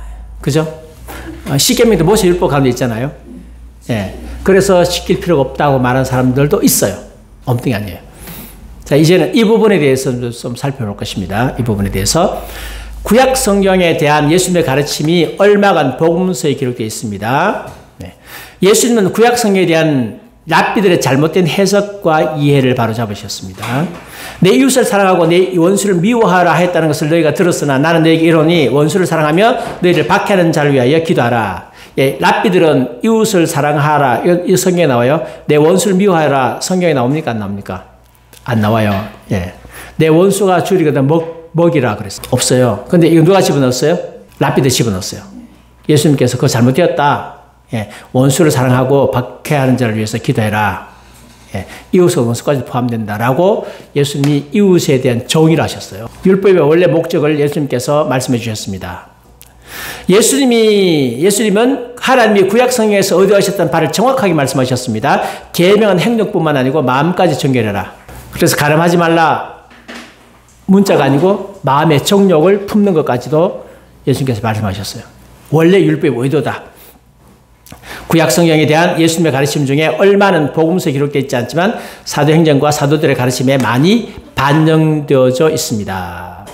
사도들은 성령의 인도로 더 많은 가르침을 직접 받았습니다. 그러나 진리의 성령이 오시면 그가 너희를 모든 진리 가운데로 인도하시리니 그가 스스로 말하지 않고 오직 들은 것을 말하며 장래를 너희에게 알리시라. 성령의 인도함을 받아서 더 많은 윤리적 지침을 성경에서 주고 있습니다. 그 결과 사도들은 주님의 권위로 말합니다. 만일 누구든지 자기를 선지자나 혹은 신령한 자로 생각하거든 내가 너에게 편지하는 이 글이 주의 명령인 줄 알라. 그래서 바울은 고린도전서 자기의 편지 자체가 하나님의 명령이라고 이야기했어요. 명령이다. 성령의 인도함으로 곧 거룩한 선지자들이 예언한 말씀과 주 되신 구주께서 너희의 사도들로 말미암아 명하신 것을 기억하라. 그래서 그리스도인들이 일상에서 따르야 될 기준들의 모음, 신약성경에 그것을 그리스도의 율법이라고 부릅니다. 그리스도의 법. 율법 없는 자에게는 내가 하나님께는 율법이 없는 자가 아니요 도리어 그리스도의 율법 아래 있는 자에게 있는 자이나 율법 없는 자와 같이 된 것을 율법 없는 자를 얻고자 함이라. 바울은 옛 언약에 모세 언약에 속한 지배받는 사람이 아니고 무슨 법의 지배를 받는다고요? 그리스도의 법의 지배를 받아요. 새 언약의 법이에요. 새 언약의 법이 뭐냐? 그리스도의 법이에요. 그리스도의 법. 나오죠? 예. 그 법과 이제 구약과 무슨 관계 있는 것 좀 살펴봐야 되겠는데, 그래서 그리스도인들은 그리스도의 법을 성취하는 자들입니다. 너희가 서로 짐을 지라. 그리하여 그리스도의 법을 성취하라. 그리스도의 법을 지키는 자다. 법을 성취하는 자다. 그리스도의 율법의 내용은 윤리적 삶에 대한 모든 가르침. 예수님 산상수훈 말씀하셨죠? 모든 가르침, 구약 성경에 대한 예수님의 가르침과 시작 성경의 윤리적 교훈을 더 완전하게 하는 추가적 가르침. 시작 성경에서 나오는 모든 윤리적 가르침이 뭐라고요? 예수 그리스도의 율법이에요. 새 언약의 백성들이 지켜야 될 법이라고 이야기할 수 있습니다. 네. 이것을 다른 말로 하면 하나님의 계명이라고 그랬습니다. 예. 할례 받는 자 그것도 아무것도 아니요, 할례 받지 않는 것도 아무것도 아니로되 오직 하나님의 계명을 지킬 것이라. 그리스도의 법과 하나님의 법은, 하나님의 계명은 같은 것이다. 하나님의 계명은 할례의 율법과 다릅니다. 모세 언약의 율법이 아니라 그리스도인의 삶의 중요한 시작 성경의 윤리적 가르침 전체를 하나님의 계명이라고 이야기합니다. 예수님의 윤리적 가르침은 예수님의 계명입니다. 너희가 나를 사랑하면 나의 계명을 지키라. 예수님의 계명을 지켜야 됩니다. 새 언약의 법으로 주셨어요. 나의 계명을 지키는 자라야 나를 사랑하는 자니, 나를 사랑하는 자는 내 아버지께 사랑을 받을 것이요 나도 그를 사랑하여 그에게 나를 나타내리라. 예수님께서 하신 모든 말씀들 계명입니다. 새 언약의 계명들입니다. 그래서 우리가 지켜야 될 것들입니다. 우리가 그의 계명을 지키면 이로써 우리가 그를 아는 줄 알 것이요 그를 아노라 하고 그의 계명을 지키지 아니하는 자는 거짓말하는 자고 진리가 그 속에 있지 아니하되 누구든지 그의 말씀을 지키는 자는 하나님의 사랑이 참으로 그 속에서 온전하게 되었나니 이로써 우리가 그의 안에 있는 줄 아노라. 하나님의 말씀, 그의 말씀, 예수님의 말씀을 지키는 것, 하나님의 사랑을 온전하게 만드는 것입니다. 야고보는 이런 그리스도인의 행동 기준을 자유롭게 하는 온전한 율법이라고 했습니다. 최고의 법이라고 했습니다. 자유롭게 하는 온전한 율법을 들여다보고 있는 자는 이게 그리스도의 법이에요. 하나님의 법이에요. 예수 그리스도의 계명입니다. 듣고 잊어버리는 사람이 아니고 뭐 하는 사람요? 실천하는 사람. 그 사람은 그 행하는 일에 복을 받으리라. 그래서 우리가 성경적인 윤리 실천을 잘 하려고 하면 시작 성경에 나오는 예수 그리스도의 법을 열심히 읽고 순종해야 돼요. 네. 만일 너희가 성경에 기록된 대로 내 이웃 사랑하기를 내 몸과 같이 하라 하신 최고의 법을 지키면 잘하는 것이거니와, 예수님께서 계명을 정합하셨습니다. 10계명 정합하셨어요. 이웃을 사랑하는 것, 하나님을 사랑하는 것, 최고의 법이라고 했습니다. 자, 그 다음 구약 전체는 윤리 지혜의 귀중한 근원입니다. 구약 성경에는 하나님 말씀에서 얻어야 되는 귀중한 지혜가 많습니다. 하나님을 기쁘시게 또는 노엽게 하는 행동, 태도, 개인적 성품을 아는 지혜입니다. 모든 성경은 하나님께로부터 오며 우리가 어떻게 살아가야 되는지 가르치기에 유익하다. 모든 성경은 하나님의 감동으로 된 것으로 교훈과 책망과 바르게 함과 의로 교육하기에 유익하니 이는 하나님의 사람으로 온전하게 하며 모든 선한 일을 행할 능력을 갖추게 하렵니다. 모든 성경은 뭡니까? 구약 성경을 포함한 교훈과 책망과 바르게 함과 의로 교육하기 유익하다. 그래서 구약 전체는 윤리적 지혜의 귀중한 근원이라고 했습니다. 귀중한 근원입니다. 구약 성경은 우리의 교훈을 위해서 기록되었습니다. 무엇이든지 전에 기록된 바는 우리의 교훈을 위하여 기록된 것이니 이는 우리로 하여금 인내로 또는 성경의 위로로 소망을 가진다. 그래서 구약 성경을 읽고 교훈을 받을 수 있도록 하나님께서 그렇게 하셨습니다. 교훈을 받도록. 구약 성경의 역사적 사건은 우리의 본보기를 위해서 기록되었습니다. 그들에게 일어난 이런 일은 본보기 되고 또 말씀을 받는 우리를 깨우치기 위해서 기록되었느니라. 그래서 구약 성경에 있는 말씀을 보면서 우리는 본보기 삼고 나도 그렇게 하지 말아야지 라고 깨우침을 받을 수가 있습니다. 그 다음에 구약 성경에 나오는 모든 유형의 문학은 하나님을 기쁘시게 하는 삶을 이해를 할 때에 유익합니다. 모세 언약에서 하나님은 이스라엘과 다른 민족과 구별하는 제사와 의식뿐만 아니고 이것만 있는 게 아니고 삶의 일반적인 행동에 대한 지시도 있습니다. 그래서 요거는 제사는 우리가 안 지키죠. 의식도 안 지키죠. 예수님께서 완성하셨죠. 근데 삶의 일반적인 행동이 있어요. 구약 성경에. 모세 언약에도 뭐가 있다고요? 삶의 일반적인 행동이 있어요. 요것은 이스라엘뿐만 아니고 우리들에게도 해당되는 거죠. 왜? 사도들이 인정했고 예수님 인정하셨습니다. 우리 삶의 일반적인 행동에 대해서는 예수님 인정하셨고 사도들이 인정한 거죠. 그러면 이것은 우리가 받아들여야 되죠. 사도들은 예수님에게 배운 대로 성령의 인도함을 따라서 어느 계명이 어느 범죄에 속하는지 분류를 했어요. 구약성이 분류했다고요. 이건 지켜도 되는 것, 안 지켜도 되는 것 분류했습니다. 그래서 존 프레임이 이렇게 말했습니다. 존 프레임. 모세 율법의 연구자는 법령 하나하나를 살펴서 그 의미를 결정하고 그 과정에서 이렇게 물어야 한다. 왜 하나님은 그 법령을 이스라엘에게 주셨는가? 그것은 단지 정의로 주셨는가? 그리스도의 모형으로 주셨는가? 이스라엘에게 그들의 특별한 언약을 상기시키는 방법으로 주셨는가? 또 이런 것들은 결합되어 있는가? 율법 연구자들은 많은 가능성을 생각해야 된다. 모형으로 주셨다? 그러면 더 이상 안 지켜도 돼요. 이스라엘에게 십일부를 주셨다? 안 지켜도 돼요. 정의를 주셨다? 그러면 그 정의는 오늘 우리들에게 해당되기 때문에 이것은 새 언약에서도 여전히 유효하다. 구약의 역사서도 어떤 자료는 성전과 제사, 당시 이스라엘 민족과 관련된 순종을 세세하게 말하지만 사람이 하나님 앞에 살아가는 삶 전반을 가르치는 자료도 많다. 하나님 앞에서 살아가는 삶 전반을 가르치는 것은 지금도 여전히 유효하다. 신약 성경에 예수님이 인정하셨고 신약 성경에 기자가 인정하셨습니다. 그래서 새 언약에서 새롭게 하신 거예요. 이런 법들을 새롭게 하셨기 때문에 삶의 원리로서 여전히 유효합니다. 그리고 예수님께서 계명으로 다시 인정하셨기 때문에 여전히 살아있다. 구약 성경의 지혜 문학, 욥기, 시편, 잠언, 전도서, 아가서는 모세 언약 아래 있던 이스라엘 백성에게만 적용되는 것이 아니라 하나님을 향해 책임감을 갖고 살아가는 인간 생활 전방이 지혜로운 행동 양식을 가르치는 자료들을 많이 포함하고 있다.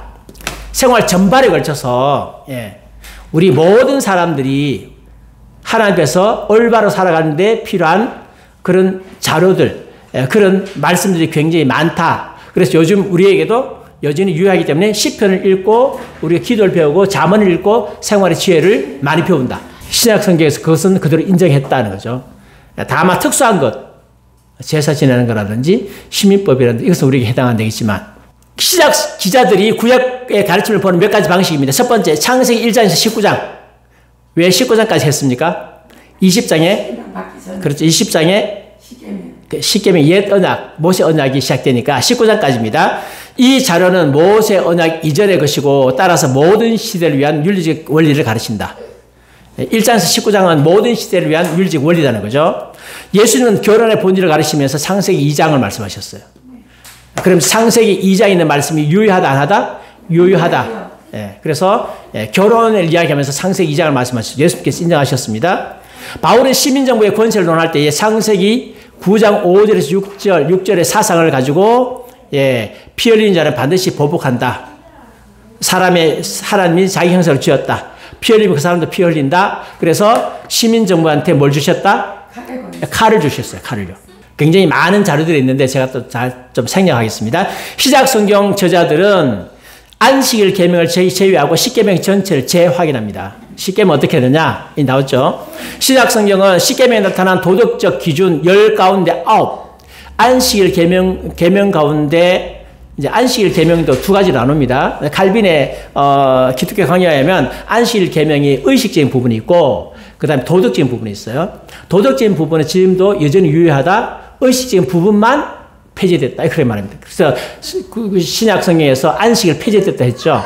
예, 그거는 이제 그리스도의 모형으로서 안식일 법은 폐지됐지만 여전히 안식일 가운데 있는 도덕적인 부분은 여전히 살아있다. 그렇게 말합니다. 예, 그래서 안식일 계명의 특별히 일과 관련된 부분은 여전히 살아있죠. 하나님의 지혜로 십계명 안에 폭넓은 원리들을 어떤 행동이 자신을 기쁘게 하는지 노엽게 하는지 이스라엘 백성에게 가르칠 뿐만 아니고 이런 행동에 대해서 이스라엘 밖의 사람들에게도 가르치기에 유익할 모든 시대에 그런 원리를 두셨다. 그래서 십계명은 이스라엘 백성들 뿐만 아니고 이스라엘 밖에 있는 사람들에게도 여전히 해당된다. 그래서 불신자들도 여전히 하나님 섬겨야 될 의무가 있습니다. 그래서 바울이 아테네에 갔을 때에 뭐 때문에 놓았습니까? 우상들 때문에 화냈잖아요. 예. 왜냐하면 그들도 하나님을 섬겨야 될 의무가 있는 거예요. 의무가 있기 때문에. 그래서 우리가 그 길거리 가다가 우상 보잖아요. 그러면 우리도 화를 내야 돼. 하나님을 섬겨야 될 의무가 있는 사람은 하나님을 섬기지 않잖아요. 예. 왜? 하나님을 섬기는 것, 예배하는 것은 모든 시대에 다 주셨거든. 그래서 십계명은 인간 역사의 모든 사람에게 하나님의 지혜를 발산합니다. 브루스 월트키가 말했습니다. 유명한 구약신학자인데 십계명은 시간과 공간에 얽매이지 않는다. 그러므로 십계명은 문화에 따라서 상대가 될 수 있다 없다? 없다. 하나님은 십계명은 모든 나라, 모든 시대, 모든 사람에게 적용된다. 십계명은 하나님의 근본적인 도덕적 자세를 표현한다. 예. 하나님의 뜻의 표현이에요. 우리가 하나님의 뜻대로 살려고 하면 십계명 지켜야 돼. 신약시대에 예수님께서 인정하셨고 사도들이 인정하셨어요. 예. 그 자세한 내용이 사실 책이 많이 나오는데 제가 그건 뺐고요. 십계명은 하나님이 창조 때 세우신 질서의 근거입니다. 첫째 계명은 한 분이신 하나님이 창조하시고 다스리기 때문에 당연한 거죠. 하나님이 창조하시고 다스리기 때문에 당연히 하나님을 섬겨야 되고요. 하나님 외에 다른 우상 만들면 안 돼. 우상에 절하면 안 돼. 하나님의 인격성, 하나님의 영광, 하나님께 영광 돌려야 되고요. 하나님의 명예를 훼손하면 돼요. 셋째 계명. 예. 그리고 하나님께서 쉬셨기 때문에 의식적인 부분은 폐지됐지만 도덕적인 부분에서 여전히 유효합니다. 그래서 우리가 주일날 예배하고 기쁘게 찬송 드려야 돼요. 여전합니다. 도둑질 하는 자 다시 도둑질 하지 말고 돌이켜 가는 자에게 구제할 수 있도록 자기 순으로 수고하여 선한 일을 하라. 여섯 동안 열심히 일해야 돼요. 그래서 우리 하루 쉬면서 하나님을 찬양하는 것입니다. 네. 토요일날은 아니지만 예수님께서 부활하신 주일날 우리 예배드리지만 네. 그 다음에 살인을 금하는 이유는 하나님이 인간의 하나님의 형상으로 창조되었기 때문에 금지는 하나님이 오직 한 아내만 주셨기 때문에 그 다음에 하나님이 모든 인간에게 음식과 불을 주시고 경작할 땅을 주셨습니다. 그래서 남에게 빼앗으면 안 돼요. 자기에게 주신 거 받아야 돼요. 모든 인간의 평판은 보호되어야 됩니다. 왜? 하나님의 형상으로 창조되었기 때문에 그렇습니다. 그래서 십계명은 신약시대에도 여전히 유효하다.